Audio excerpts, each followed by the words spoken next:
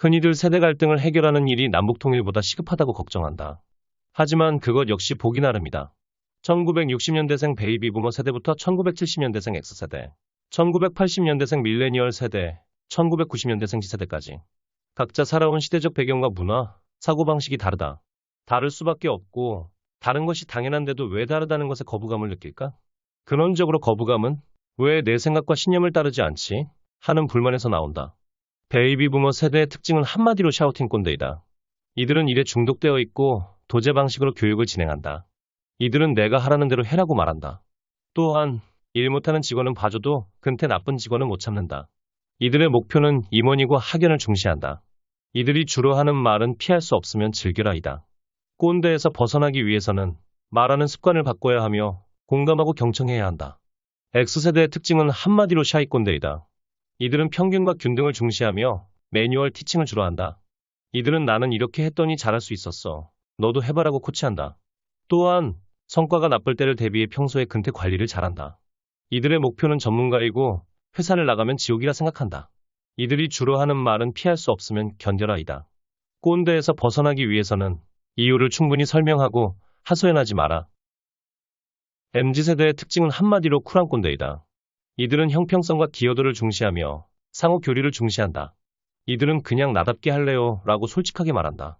또한 근태보다 성과를 중요시하며 일만 잘하면 된다고 생각한다. 이들의 목표는 프리랜서 또는 크리에이터이다. 이들은 회사를 나갔더라도 언제든지 다시 돌아올 수 있다고 생각한다. 이들이 주로 하는 말은 즐길 수 없으면 피하라이다. 꼰대에서 벗어나기 위해서는 겸손을 키워야 하며 약점을 학습해야 한다.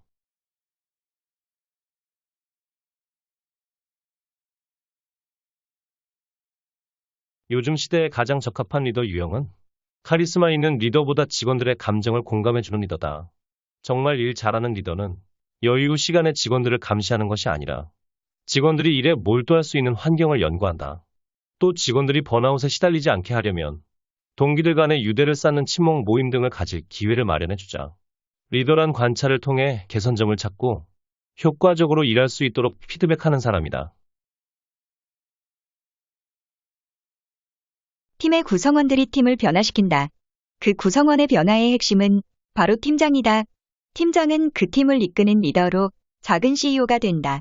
팀장은 조직의 성패를 가르는 핵심이다.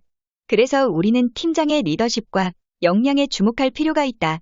교육 전문기관인 휴넷식 2020년 3월 직장인 512명을 대상으로 조사한 결과에 의하면 직장인의 55%가 팀장 리더십에 만족하지 못한다고 응답했다. 팀장이 되려면 리더십 개발이 더욱 필요하다는 것을 보여주는 결과다. 팀장의 가장 중요한 업무 중 하나는 우리 팀이 맡은 업무는 무엇이고 과업의 범위는 어디에서 어디까지인지 명확히 해야 한다.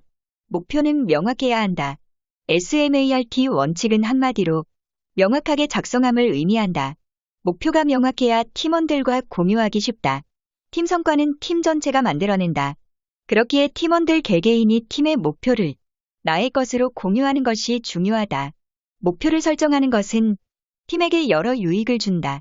첫째, 달성해야 할 것에 대한 분명한 인식을 통해 달성 의욕을 높인다. 둘째, 목표에 근거하여 업무를 합리적으로 계획할 수 있다. 셋째, 업무 과정을 효과적으로 관리할 수 있다. 넷째, 결과에 대해 합리적으로 평가할 수 있다. 다섯째, 달성한 후 성취감을 느낄 수 있다. 권한 위임은 직원들의 잠재된 지식과 경험, 동기를 이끌어내 조직이 바람직한 결과를 이루는 데 힘을 집중시키는 과정이라고 정의할 수 있다. 권한 위임이란 권한의 분배가 아닌 권한의 확장으로 이해해야 한다. 권한 위임을 하면 할수록 조직 구성원 간의 협력과 권한이 확장되는 포지티브 섬이다. 팀의 효율성과 효과성을 확보하는 유일한 방법은 팀원들에게 그들이 가진 지식과 기술을 활용하여 스스로 최선의 판단을 내릴 기회와 자유를 부여하는 것이다.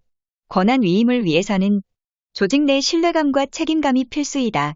구성원들 사이에 신뢰감과 책임감을 만드는 가장 좋은 방법들 중 하나는 정보를 공유하는 것이다.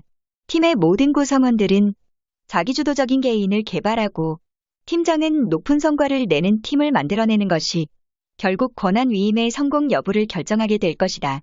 업무 위임에서 가장 먼저 해야 할 일은 무엇을 위임할 것인지 결정하는 문제다. 그 다음에는 위임의 목적을 명확히 해야 하고 위임을 실행해야 한다. 위임을 실행한다는 것은 위임의 적임자를 선정하여 위임의 목적과 내용의 협의, 결정하는 일 모두를 포함한다.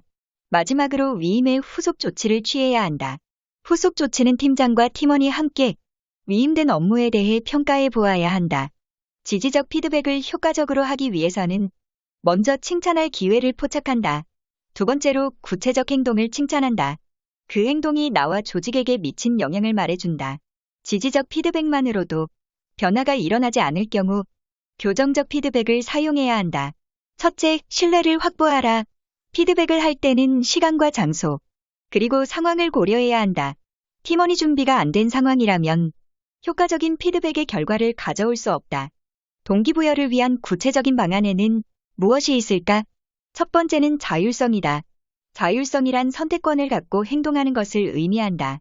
다음으로 전문성을 확보하도록 해주어야 한다. 현재 하고 있는 일을 통해 스스로 성장하고 전문가가 될 수 있도록 환경과 조건을 마련해 주어야 한다. 마지막으로 명확한 목적을 제공해 주어야 한다. 내가 왜 이 팀에 있는지, 이 팀을 통해 무엇을 만들어내고 공헌하는지 명확히 알도록 도와주어야 한다.